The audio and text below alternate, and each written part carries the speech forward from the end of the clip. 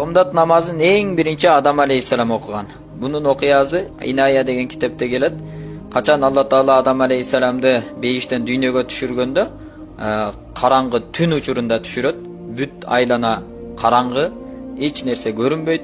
Oşonda Adam Aleyhisselam ötö öküngөн awalda bul dünya ötö karangı eken, bul jakta kантип жашап өткөзөм эми. Hiç nerse görünbeyt eken.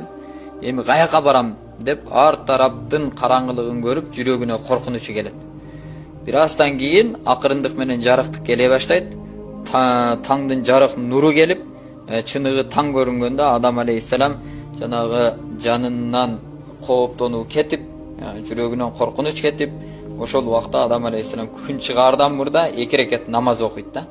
Биринчи рекети караңгылык кеткендиги үчүн, экинчи рекети жарык келгендиги үчүн окуйт.